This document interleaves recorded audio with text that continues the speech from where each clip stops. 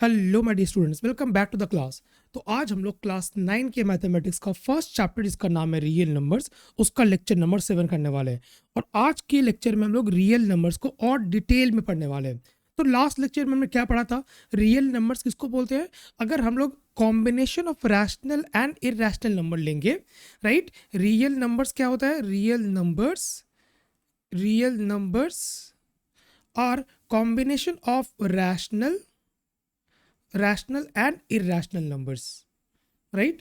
तो अगर मैं रैशनल और इरैशनल नंबर का कॉम्बिनेशन लेता हूं तो उसका नाम हमने दिया है रियल नंबर्स। ठीक है, चलो तो स्टार्ट करते हैं with the topic axioms of real numbers, जहां पे हम लोग रियल नंबर के कुछ रूल्स के बारे में पढ़ने वाले हैं। ये बहुत सिंपल बेसिक सा रूल है, एक एक करके हम लोग पहले रूल्स को कवर कर लेते हैं। सो देखना ध्यान से। फर्स्ट रूल क्या है?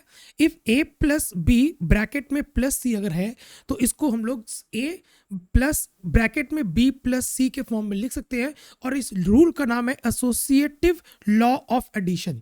एग्जाम्पल के तौर पे अगर मैं यहाँ पे लेता हूं 3 + 2 + 5, तो इसको हम लोग लिख सकते हैं 3 प्लस में 2 + 5 के फॉर्म में। ध्यान से देखना, इसका वैल्यू कितना आएगा? इसका वैल्यू आ जाएगा 10, और यहाँ भी अगर आप कैलकुलेट करो इसका भी वैल्यू आ जाएगा 10। क्लियर? ये बहुत ही आसान से एक रूल है।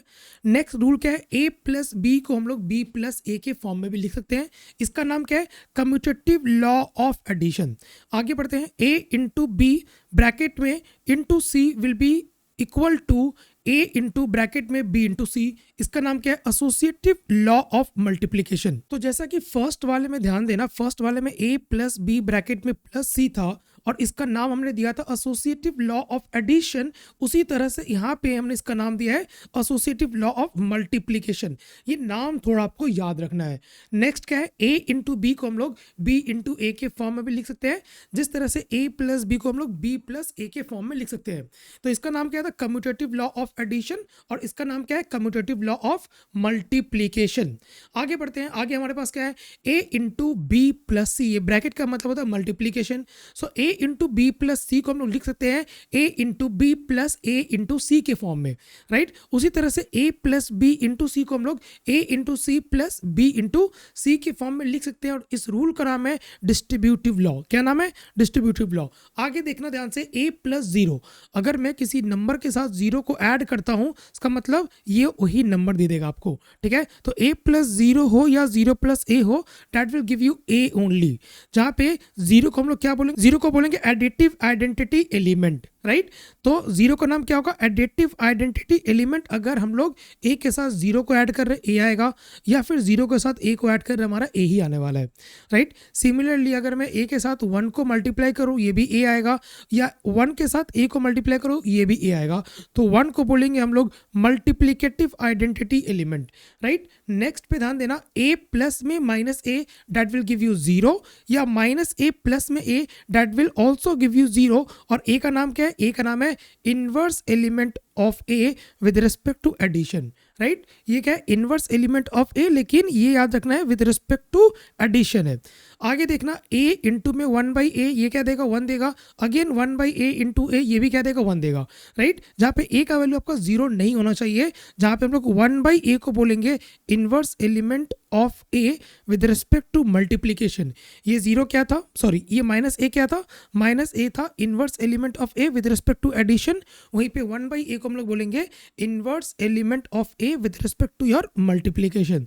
तो इन सारे रूल्स को हम लोग बोलते हैं कि these are the law and these laws are called axioms of real number. इसका नाम क्या होगा? Axioms of real number. Clear? आगे बढ़े, चलो हम लोग सबसे पहले सॉल्व कर लेते हैं क्वेश्चन नंबर 33। क्वेश्चन नंबर 33 में क्या गिवन है? नंबर 1 को पढ़ते हैं। सो 1 में गिवन है -7√2 प्लस में 7√3 प्लस में 7√2। मतलब कि अगर मैं यहाँ पे ब्रैकेट को क्लोज करूँ, और अगर आप इस रूल को देखो, रूल का नाम है यहाँ पे rule number 5, a into B plus C will be A B plus A C. मतलब कि यहाँ पे हम लोग 7 के साथ √3 को मल्टीप्लाई किए, अगेन 7 के साथ √2 को मल्टीप्लाई किए, तो जो रिजल्ट हमारे पास आ रहा है डेट इज -7√2 प्लस में 7√3 प्लस में 7√2।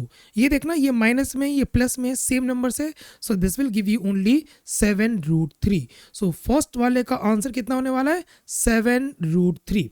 राइट। उसी तरह से अगर हम लोग नंबर 2 में आगे बढ़ते हैं तो नंबर 2 में क्या गिवन है, -22√3 प्लस, अगर यहाँ पे मल्टीप्लाई करें तो ये कितना आ गया 11 आ गया, प्लस में आ गया 22√3, ये माइनस सॉरी हाँ ये माइनस में ये प्लस में, ओवरऑल जो वैल्यू आ रहा है हमारे पास ये आ रहा है 11। So the answer of this question will be 11 only. So ध्यान से देखना, इस केस में हमने क्या किया है, 3 इररेशनल नंबर को सिंपली हमने ऐड कर दिया, राइट। यहाँ पे आप लोग देख सकते हो कि यहाँ पे हम लोगों ने क्या किया है, 3 इररेशनल नंबर को सिंपली ऐड किया है, जो रिजल्ट आया वो भी क्या है, इररेशनल नंबर है। सेकेंड वाले में ध्यान देना, यहाँ पे आपके पास 2 इररेशनल नंबर है और 1 रैशनल नंबर है, तो अगर मैं यहाँ पे ऐड किया हूँ, आंसर क्या है, आंसर आपके पास एक रैशनल नंबर ही आया है, राइट। आगे बढ़ते हैं और एग्जाम्पल नंबर 34 में बढ़ते हैं। क्या बोला गया, express the real numbers 1/2, 3/10, 7/4, 8/25 and 13/20 into decimals. तो इन सारे नंबर्स को हमें यहाँ पे डेसिमल में चेंज करना है। तो डेसिमल में चेंज करना आई होप सबको आता होगा। 1/2 को अगर मैं डेसिमल में चेंज करके लिखूँ, so that will give you 0.5। 1/2 का मतलब हो गया 0.5। अगर मुझे 3/10 को डेसिमल में चेंज करना है, so this will give you 0.3। अगर मुझे यहाँ पे 7/4 को डेसिमल में चेंज करना है, राइट, तो 7/4 को डेसिमल में चेंज करने के लिए हम लोग 7 को 4 से डिवाइड कर देते हैं। सो ये आ जाएगा 1 time, so this will be 7। ये आ गया 3 पॉइंट देते हैं, यहाँ पे 0 लगाते हैं, सो दिस विल बी 7। तो ये आ गया 28, कितना आएगा 2 आएगा, सो दिस विल बी 5। ये कितना आएगा 0 आएगा, एंड मैंने यहाँ पे 5 से इसको काट दिया। So answer is coming as, ये कितना आ रहा है, ये आ रहा है मेरे पास 1.75, राइट। कितना आ गया 1.75। इसी तरह से आप लोग 8/25 एंड 13/20 को भी डेसिमल में ईजिली चेंज कर सकते हो। लेकिन यहाँ पे एक पॉइंट पे ध्यान देना, जो कि यहाँ पे इंपॉर्टेंट है, ध्यान ये देना है कि इसके डिनोमिनेटर को थोड़ा आप अच्छे से ऑब्जर्व करना, ठीक है। डिनोमिनेटर को आप ऑब्जर्व करोगे, यहाँ पे कितना है 2 है, ये 10 है, ये 4 है, ये 25 है और ये 20 है। तो सबसे पहले हम लोग यहाँ पे समझते हैं कि डिनोमिनेटर को हम लोग प्राइम फैक्टर में चेंज कर पा रहे हैं या नहीं। जैसे कि अगर मैं यहाँ पे 2 को लिखता हूँ, सो 2 क्या होगा, 2 हो गया आपके पास 2 × 1, ठीक है, ध्यान देना। 10 को मैं लिखता हूँ, 10 क्या हो गया 2 × 5 × 1। उसी तरह से 4 कितना हो गया, 4 हो जाएगा आपके पास 2 × 2 × 1, और 25 हो जाएगा आपके पास 25 हो गया 5 × 5 × 1, राइट।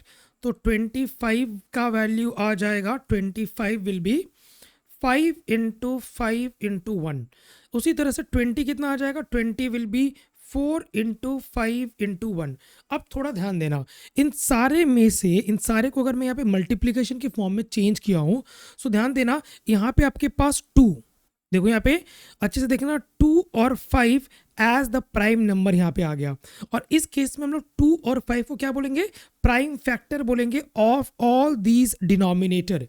तो यहाँ पे जितना भी डिनोमिनेटर गिवन है, इस सारे डिनोमिनेटर का प्राइम फैक्टर आइदर 2 है और 5 है, या फिर 2 और 5 दोनों है। इस लॉजिक के हिसाब से सबसे पहले हमें समझना चाहिए होगा प्राइम नंबर, राइट।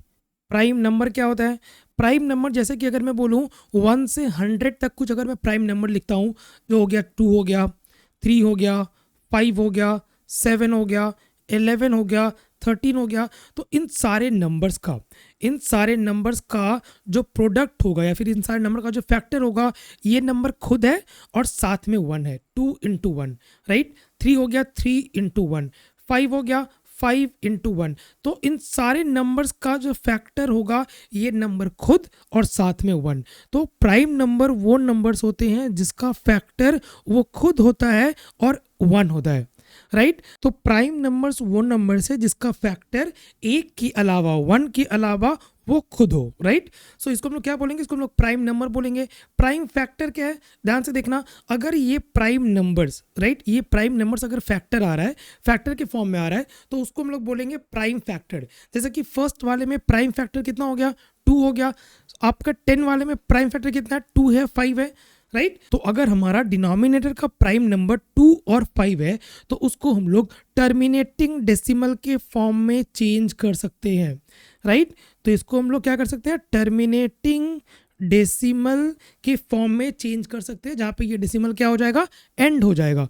सो यहाँ पे ध्यान से देखना, यहाँ पे जितना भी आपके पास rational number, real number given है, इन सारे को अगर आप डेसिमल में चेंज करो तो ये सारा डेसिमल आपका टर्मिनेटिंग डेसिमल में चेंज होगा। जैसे कि यहाँ पे देखो 7/4 को आपने जब चेंज किया तो ये जो डेसिमल था ये टर्मिनेट कर गया, इसके आगे नहीं बढ़ा, राइट।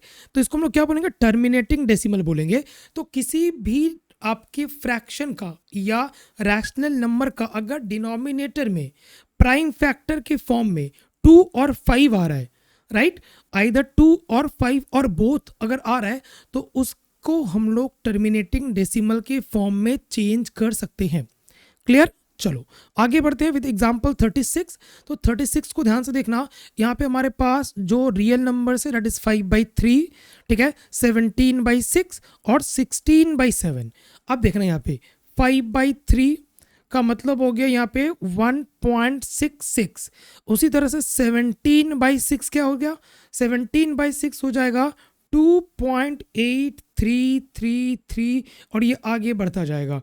उसी तरह से 16/7 हमारे पास आ जाएगा 2.2857142 और अगेन ये आएगा 2857142, अगेन ये आएगा 2857142।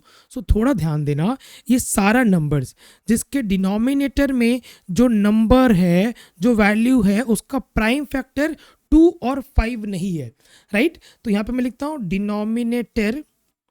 डिनोमिनेटर का जो फैक्टर है, या फिर बोलो जो प्राइम फैक्टर है, इज नॉट 2 and 5, राइट। तो डिनोमिनेटर का प्राइम फैक्टर अगर 2 और 5 नहीं है तो तब उसको जब आप डेसिमल में चेंज करोगे तब वो आपका नॉन टर्मिनेटिंग रेकरिंग डेसिमल आने वाला है, राइट। तो ये क्या आ रहा है आपके पास, ये आ रहा है non terminating recurring decimal, non terminating recurring decimal.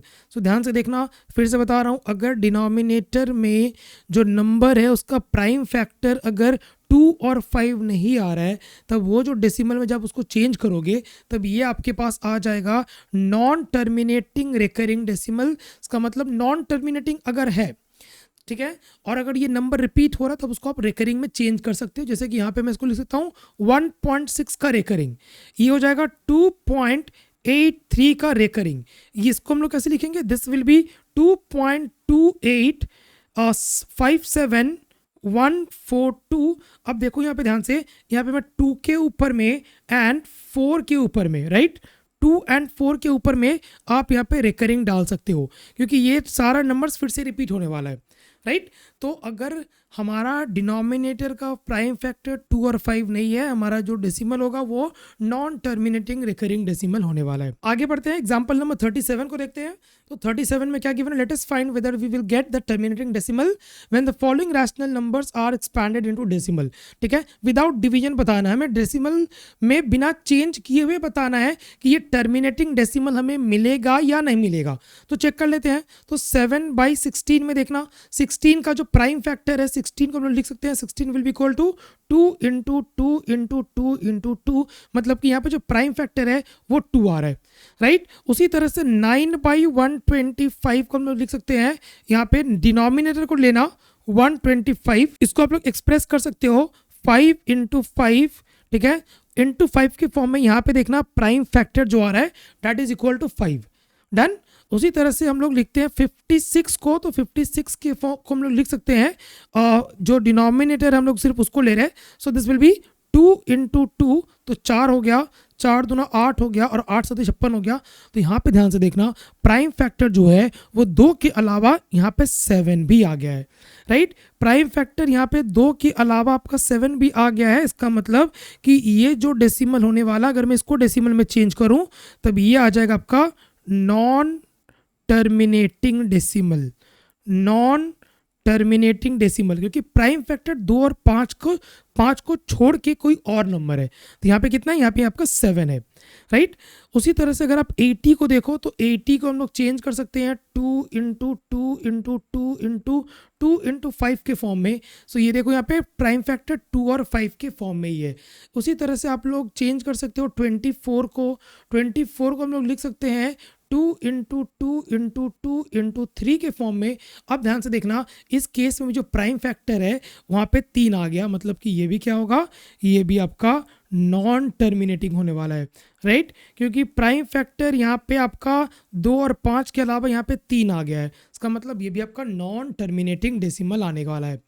यहाँ तक क्लियर है। तो किस तरह से विदाउट डिवीजन हम लोग बता देंगे कि कोई भी फ्रैक्शन, ठीक है, कोई भी रियल नंबर आपका टर्मिनेटिंग डेसिमल होगा या नॉन टर्मिनेटिंग डेसिमल होने वाला है। हमें समझना क्या उसके लिए, हमें समझना है प्राइम फैक्टर। तो प्राइम फैक्टर अगर 2 और 5 को छोड़ के कोई और नंबर आ रहा है तब वो नॉन टर्मिनेटिंग होगा, लेकिन अगर प्राइम फैक्टर 2 और 5 आ रहा है तब वो क्या होगा, वो आपका टर्मिनेटिंग डेसिमल होने वाला है। ठीक है, आगे बढ़े। तो ये आपका क्वेश्चन नंबर 38। यहाँ पे क्या बोला गया है, expand the following rational number into decimal and right the terminating and recurring decimal accordingly. तो ध्यान से देखना, फर्स्ट इज 3/11। ठीक है, आई होप डिवीजन आप सबको आता होगा। तो हम लोग यहाँ पे 11 से 3 को डिवाइड करेंगे, हमें यहाँ पे पॉइंट लगाना पड़ेगा, तो यहाँ पे 0 आ जाएगा। तो यहाँ पे हमें 2 से इसको डिवाइड करना पड़ेगा, सो दिस विल बी 22, ये कितना आ जाएगा, 8 आ जाएगा। अगेन यहाँ पे 0 पुट करेंगे, यहाँ पे हमें 7 लगाना पड़ेगा, सो दिस विल बी 77, ये कितना आ गया, 3 आ गया। अब ध्यान से देखना, अगेन यहाँ पे 0 लगाऊंगा, ये 2 लगाऊंगा, तो ये कितना हो गया, 22 हो गया। फिर कितना आएगा, फिर ये आ जाएगा 8, अगेन 0 लगाऊंगा तो ये 7 आ जाएगा। सो ध्यान से देखना, ये आपका रिकरिंग डेसिमल के फॉर्म में चेंज हो गया। सो 3/11 हो गया 0.27, जहाँ पे 2 और 7 दोनों के ऊपर हमें रिकरिंग डालना पड़ेगा। क्लियर। 5/8 में देखना, 5/8 में यहाँ पे जो आप लोग डिनोमिनेटर देख पा रहे हो, इसका प्राइम फैक्टर यहाँ पे सिर्फ और सिर्फ 2 है, मतलब कि 2 इंटू 2 हो गया। प्राइम फैक्टर 2 के अलावा और कुछ नहीं है, मतलब कि ये आपका टर्मिनेटिंग डेसिमल होने वाला है।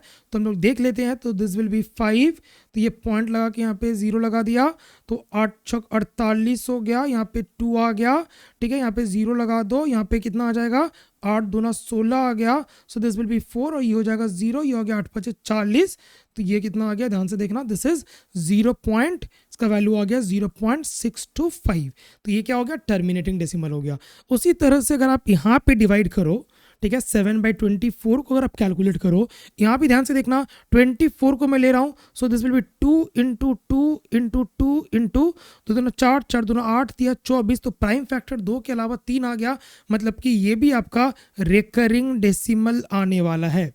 ठीक है, हम लोग यहाँ पे देख के ही हमें समझना पड़ेगा कि ये रिकरिंग होगा या नॉन रिकरिंग होगा। ठीक है, 17/125 में देखना, तो 125 को लोग लिख सकते हैं 5 इंटू 5 के फॉर्म में, और इस केस में भी आपका डिनोमिनेटर का जो प्राइम फैक्टर्स आ रहा है वो सिर्फ 5 आ रहा है, मतलब कि this will be also a terminating decimal. ठीक है, सो आई होप यहाँ तक एकदम क्लियर होगा कि किस नंबर को डेसिमल में चेंज करने के बाद वो टर्मिनेट होगा और कौन आपका रिकरिंग में चेंज होने वाला है।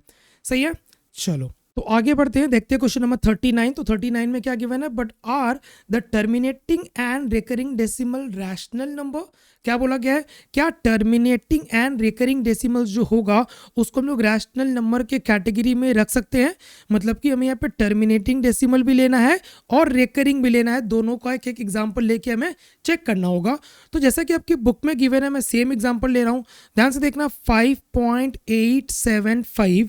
ठीक है, this will be 5875 divided by 1000, और इसको हम लोग अगर हम लोग इसको कट करें तो फ्रैक्शन जो आएगा that will be 47/8, and this will be a rational number.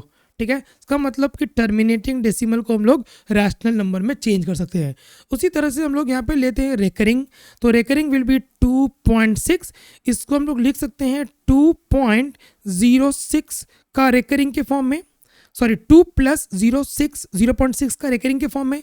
So this will be 2 + 0.6 recurring. तो इसको लिखने का रूल आई होप सबको पता होगा। So this will be 6 divided by 9। तो अगर मैं सॉल्व करूँ तो ये मेरे पास आ रहा है 2/3 and that will give you 8/3। सही है, तो ये वाला जो वैल्यू आ रहा है again this is a rational number, right. ये भी क्या हो गया, ये भी आपका रैशनल नंबर हो गया। मतलब कि अगर मैं यहाँ पे रेकरिंग वाला एक डेसिमल लेता हूँ तब ये भी आपका एक रैशनल नंबर ही आ रहा है। मतलब कि हियर इट विल बी 2.6 के ऊपर रेकरिंग। क्लियर, चलो आगे बढ़ते हैं।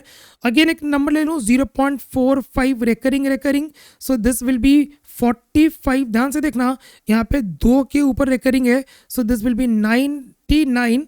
और इसको अगर मैं फर्दर सॉल्व करूं सो दिस विल बी 5/11। ये भी क्या है, ये भी आपका एक रैशनल नंबर ही है। ठीक है, यहाँ पे एक और एग्जांपल हम लोग लेते हैं। तो एग्जांपल लेते हैं 1.285714 और यहाँ पे 2 के ऊपर एंड 4 के ऊपर हम लोग रेकरिंग डाल देते हैं।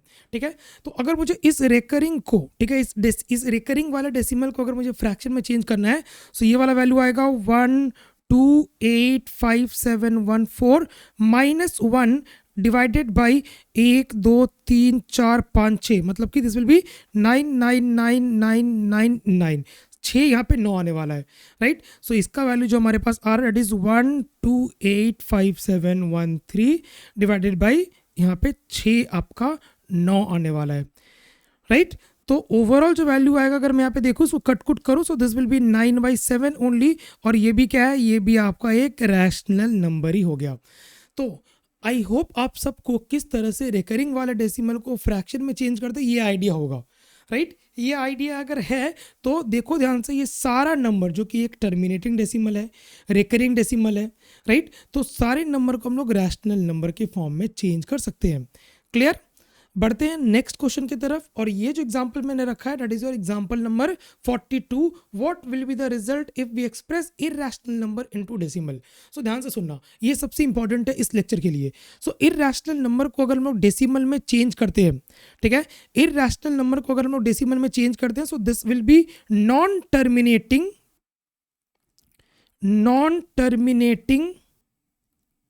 And non recurring decimals and non-recurring decimals।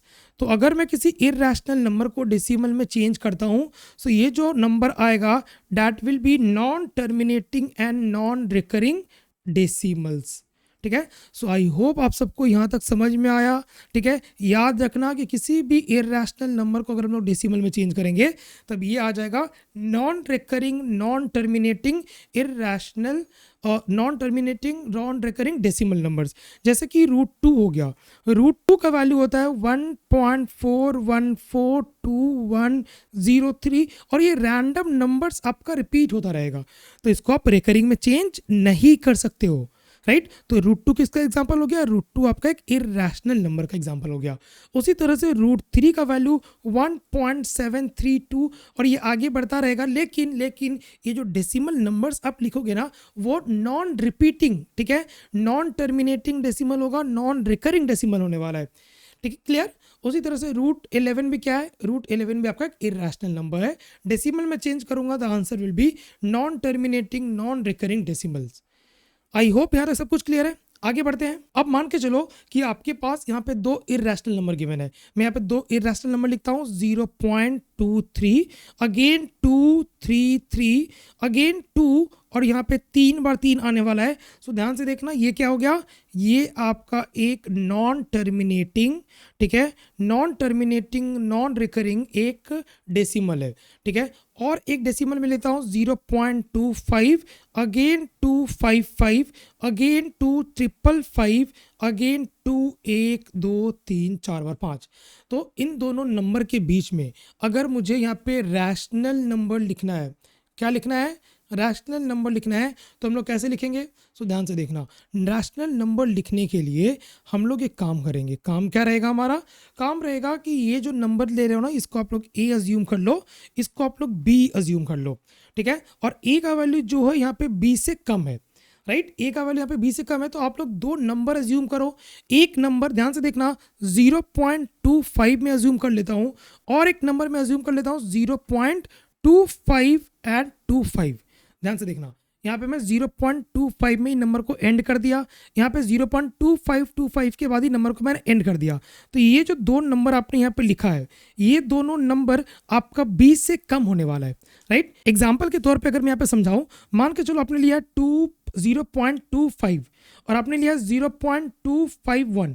अब मैं पूछूं बताओ यहाँ पे कौन सा नंबर बड़ा है, तो ऑब्वियसली 0.251 बड़ा है, क्योंकि यहाँ पे 5 के बाद कुछ नहीं है, मतलब यहाँ पे आप लोग जीरो डाल सकते हो, और यहाँ पे कितना 0.251, मतलब कि 0.251 जो होगा वो 0.250 से बड़ा होने वाला है। मतलब कि ये जो बी आप लोग देख पा रहे हो ना, ये बी जो होगा ये 0.25 एंड 0.2525 से बड़ा होने वाला है। मतलब कि हमने यहाँ पे ए और बी के बीच में दो रैशनल नंबर को ईजिली लिख दिया। क्लियर। तो इस तरह से अगर आपसे पूछे कि दो इरैशनल नंबर के बीच में किस तरह से हम लोग रैशनल नंबर को एक्सप्रेस करेंगे, तो आप लोग यहाँ पे इजीली एक्सप्रेस कर सकते हो। डन। इसी तरह से एग्जाम में कभी कभी क्वेश्चन आता है कि किस तरह से हम लोग नंबर लाइन में दो रियल नंबर के बीच में, या फिर मान के चलो कि कोई रियल नंबर को एक्सप्रेस करना है किसी दो इंटीजर के बीच में, राइट। तो जैसे कि मान के चलो अगर मैं लिखूँ 2.56 को एक्सप्रेस करना है हमें यहाँ पे 2 और 3 के बीच में, तो किस तरह से हम लोग इसको नंबर लाइन में एक्सप्रेस करेंगे। तो ये जो सारा क्वेश्चन है, ये सारा क्वेश्चन हम लोग एक्सरसाइज के हेल्प से सॉल्व करने वाले हैं और समझने वाले हैं। तो आज के लेक्चर को हम लोग यहाँ पे खत्म करते हैं। आई होप आप सारे को इरैशनल नंबर का बहुत अच्छे से आइडिया हो गया होगा। तो thank you so much students, will see you in the next video.